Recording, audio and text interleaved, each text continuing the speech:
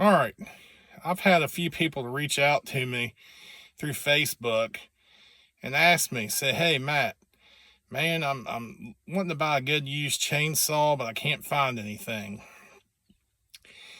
A lot of stuff's not running."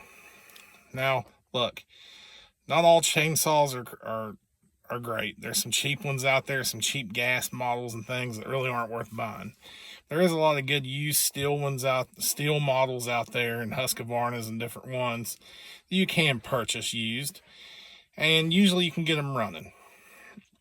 I had a guy that reached out to me and he said, "Man," he said, "I was at Home Depot the other day," and he said, "The Mecco saws were, in the $300-400 range. Yeah, they're good saws, but you're going to pay for them."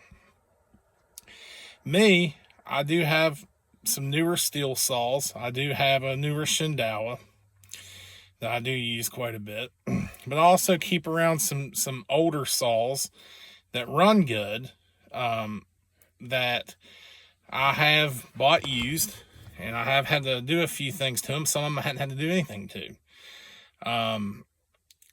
But there is some saws out there that, there is some cheaper alternatives. Depends on what you're looking for.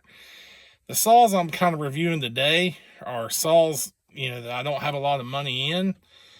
One reason I like these saws that I'm showing today is because I don't have a lot in them. So if I tear one of them up, one of them gets stolen or gets run over, I'm not out of a lot of money, especially in my farm operation. Stuff like that happens a lot. Yes, since the pandemic, a lot of the auctions and different things in my area, there just hasn't been the selection of saws available that there once was. I haven't even been seeing that many good saws on Marketplace. I do have a very large chainsaw collection. About half of my stuff runs. The other half is more vintage, very, very vintage things, such as some older home lights and some McCullochs. And I got an older John Deere 12. But I just take those out to the shows. As you've seen in some other videos, I take them out to the tractor shows and equipment shows and just show them off. I'm not worried about getting them running. Some of the parts are just too hard to come by, and quite frankly, it's too expensive to get running. I have no intention of using those saws. But the saws I'm reviewing today, and you're going to see here, are saws that there is still parts available for. And yes, they're pretty good saws. They're more of a commercial quality saw. What you're going to see here today is what $550 can get you. It might be overkill. I got people says, "Oh, you got so many saws, you'll never use all of them." Yeah, that is true. I could get by with 2 or 3, 4 chainsaws. But in my case, it never fails. I'll have one saw that's down. I need another one, or I have one that, I've loaned out, or something happens to one of them. I'll get one stuck or, whatever. And it's nice to have a good selection of saws. I'm by no means a logger. I'm by no means a homesteader that's out here cutting a ton of firewood to heat my home in the winter. I'm just a guy that's, I guess you could say, lives a rural lifestyle. I raise some animals. I have a farm, and I do get a lot of storm damage. Where I live at, we do get a lot of high winds. We sometimes get some heavy snow drifts, and I'm constantly fighting that battle of, debris and different things.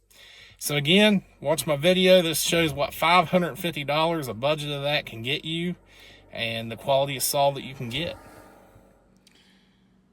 Alright, I'm using this video to show some of the different chainsaws in my collection that I actually use here at the farm.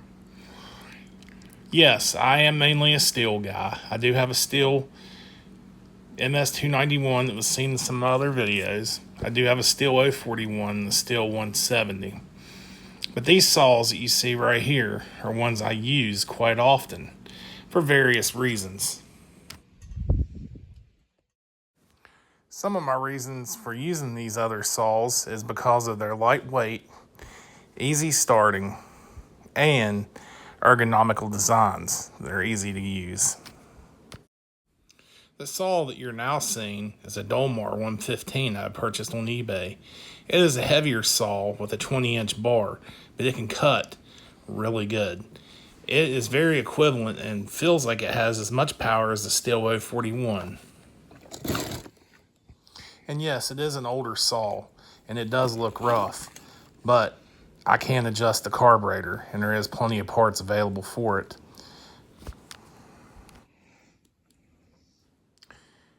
One of the next saws that I recently purchased when I took a trip to Brownsville, Pennsylvania for the National Pike Show was this Redmax GZ350 chainsaw. It is small, lightweight, and I can actually use it with one hand for trimming small tree branches. And it starts super easy with just one pull. I know Redmax saws are not that popular in some areas, and especially not in my area, but I've been looking for one for a while, and when this one popped up on Facebook Marketplace, and I happened to be going through that area on my way to Brownsville, I knew I had to have it, and I'm glad I did. For $125, I could not turn that saw down. And I happened to be looking online to see there's still plenty of parts to support this model.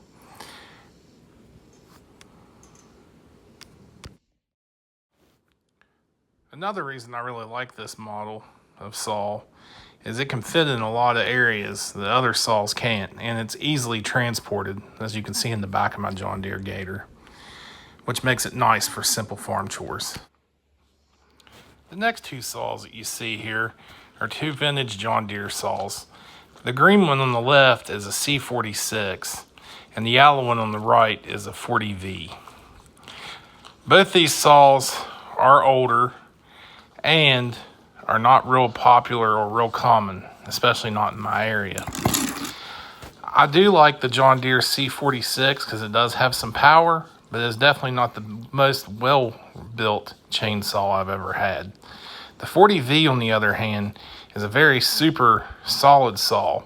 Starts really easy, pretty lightweight, and has all around been a pretty good saw. I've had this John Deere 40V for about 5 years. I bought it in the condition it is in, running, for $50. I happened to find it on Facebook Marketplace when I happened to be traveling through the state of Ohio.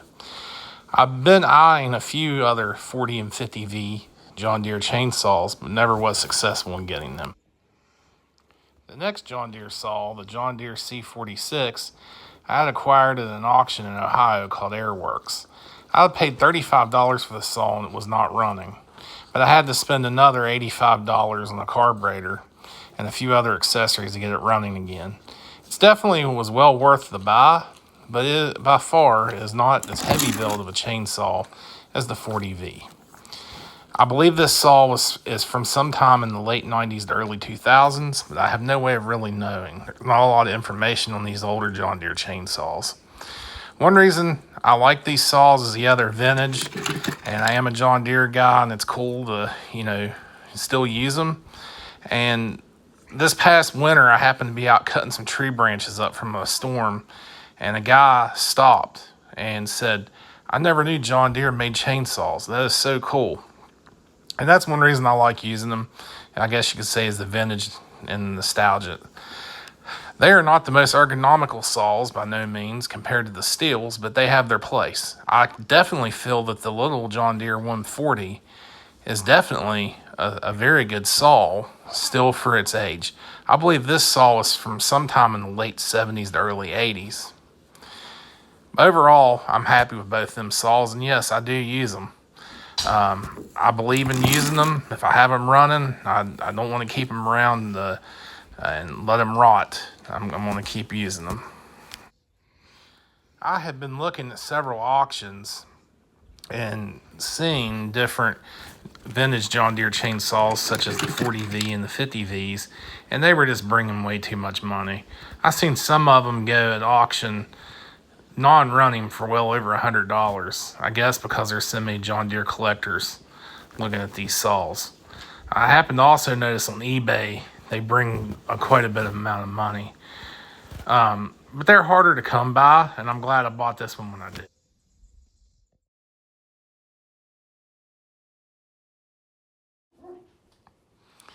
One of the other saws you see here that I have in the photo is a Husqvarna 136. I know it's not a glamorous saw, it's not the biggest saw, but it just happened to be One I picked up at an auction for dirt cheap. I'd gotten it for probably about 40 bucks, if memory serves me correctly. It was right at the end of an auction.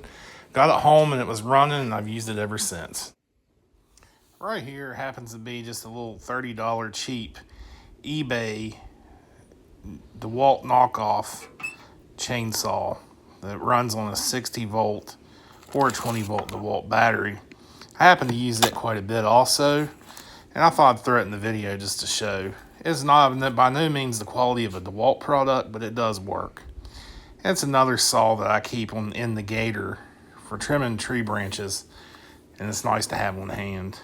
It's nothing spectacular, but for 30 bucks, what the heck, and it does work. I also have a DeWalt 60 volt chainsaw and a pole saw that I'll show in another video. As you can see, I got a lot of wooded areas on my property. I'm constantly fighting tree branches falling down and trees falling over. I do burn a little bit of firewood, but not that much. I don't depend on firewood solely for my heat. My saws are used primarily for storm cleanup, tree debris, and taking care of brush the goats can't get to. I also throw a lot of tree branches over for my goats to eat. Altogether, the cost of all 5 saws that you saw today, plus the battery-powered saw, totaled $550. That was parts and all, and me buying all the saws. Which that's not too bad to have 6 chainsaws for under $550. Most saws that you can find for cheap usually are not running only because the carburetor is the issue. There's plenty of parts available on eBay, and carburetors are not too hard to replace. So don't be afraid of a used chainsaw that's not running, because most of the time it's a fuel issue, and it's usually something to do with the carburetor. As you can see, my goats love down trees and tree branches. Oh look, there's the John Deere 40V on the gator. Thank you for watching, and please subscribe to my channel.